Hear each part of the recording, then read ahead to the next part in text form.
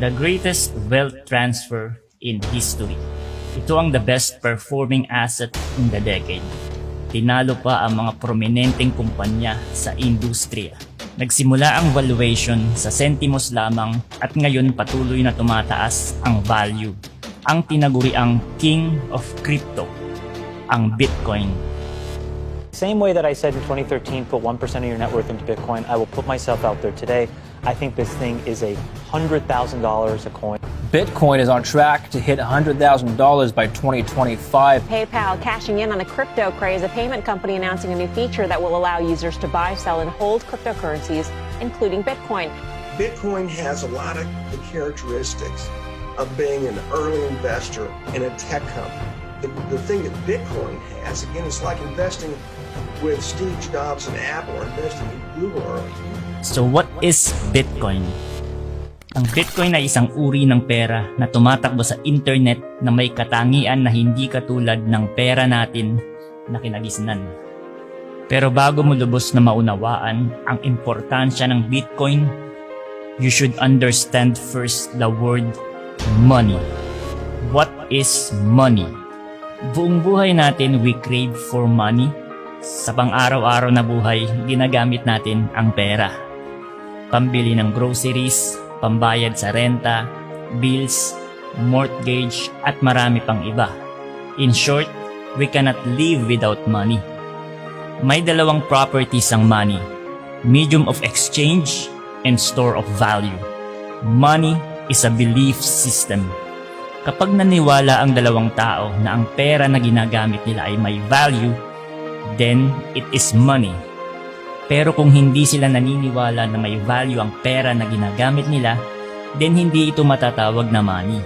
Katulad nga ng sinabi ko kanina, money or fiat is a belief system. Pero saan nga ba nagsimula ang pera na ito? Na-curious ba kayo minsan or natanong nyo sa sarili nyo, saan nga ba nagsimula ang pera? Well, it started 3,000 years ago. Ang pera na ginagamit natin sa buong mundo, kahit anong currency pa yan, hindi yan nagsimula sa gobyerno. It arises naturally in the market. Kailangan ng mga tao noong unang panahon ng instrumento sa pakikipagpalitan. At dito isinilang ang commodity money. May 5 karakteristik na tinataglay ang isang bagay para magamit as money. Scarcity, rare, hindi madaling mahanap or makagawa. Recognizability, madaling ma-recognize ng kahit sino. Divisibility, nahahati sa maliliit na parte. Fungibility, interchangeable sa kahit anong asset na katulad nito. Portability, madaling ibiyahe at dalahin sa ibang lugar. Ito yung mga katangian ng pera. Sa Africa and China, ang ginamit nila ay ang mga cowrie shells. Sa ibang mga bansa, they used cacao beans and even grains. Marami pang iba na ginagamit ng mga tao noon as a form of money.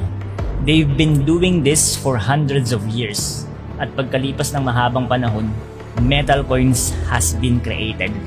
At pinasimulan ito ng legends of ancient Greece. Ang 5 characteristic of money ay matatagpuan din sa coin.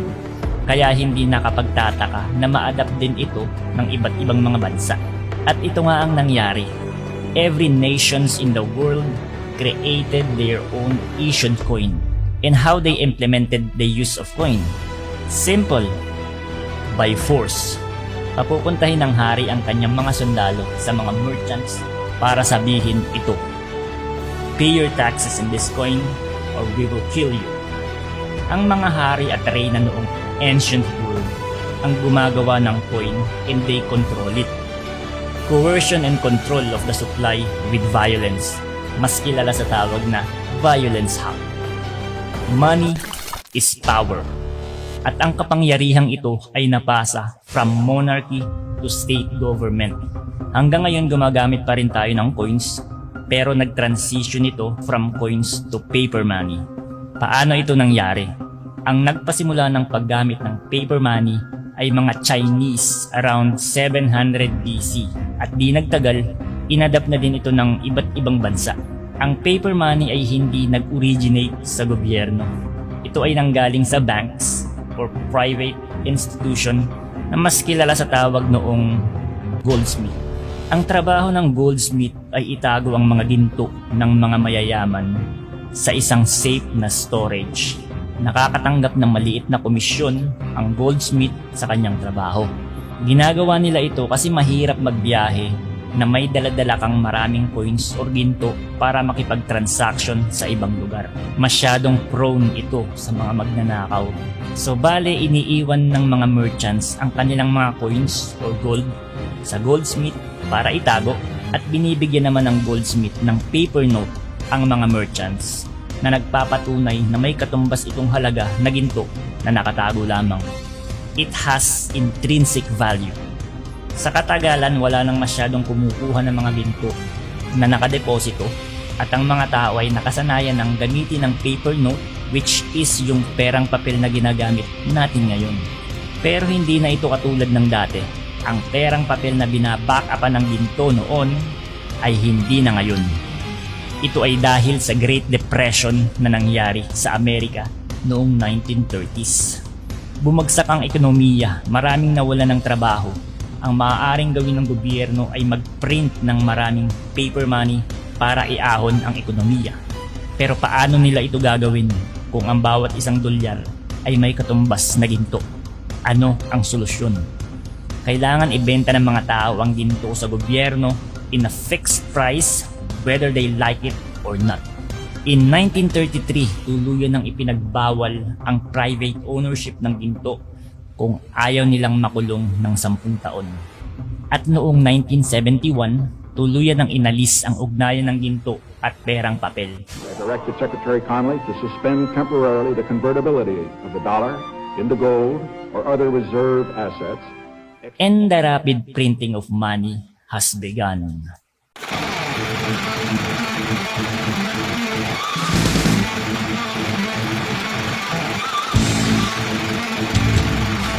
So ano ang value ng paper money na hinahawakan natin ngayon? Wala. It's all about trust. Ang ekonomiya ng buong mundo ay nakadepende sa isang salita lamang, ang trust. At ang masamang epekto ng sobra-sobrang pagpiprint ng money ay yung tinatawag na inflation. Bumababa ang halaga ng pera. Hindi mura ang bilihin ng nagdaang taon. Bumaba lang ang valuation ng pera na ginagamit natin.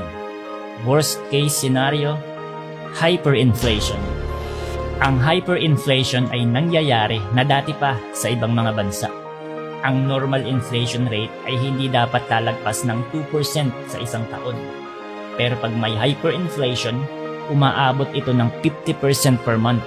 And a good example is yung nangyari sa Venezuela a few years ago. Noong 2018, ang inflation rate ng Venezuela ay 1,700,000% lang naman.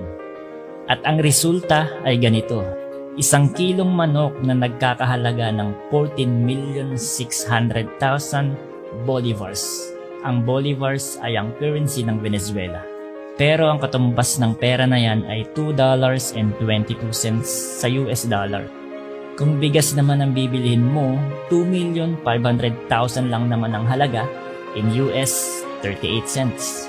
Hyperinflation happened also in Zimbabwe at umabot ang inflation rate ng 7.6 billion% per month. Uulitin ko, per month, not per year. They even had a $1 trillion bills created na hindi kayang ibili ng kahit isang manok. At ito ang mangyayari kung ang gobyerno ay magpiprint ng money, it become valueless over time. And this is the nature of our entire monetary system. Kaya huwag ka magtataka kung bumababa ang value ng pera kada taon. So ngayon may idea ka na kung ano ang pera. So what is Bitcoin? Bitcoin is a form of money on the internet. It's a digital money. It can be used katulad ng pera na nakasanayan natin for medium of exchange and store of value. Before internet, may tinatawag tayong traditional business or analog. Noong dumabas ang internet, ang mga business dinala natin sa internet.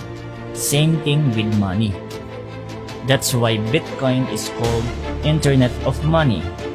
It has a 5 characteristic of money katulad din ng commodity money na tinalakay natin kanina. Scarcity, limited supply at hindi na kailanman madadagdagan pa. Recognizability, dumadami na ang gumagamit at nakakaalam kung ano ang Bitcoin.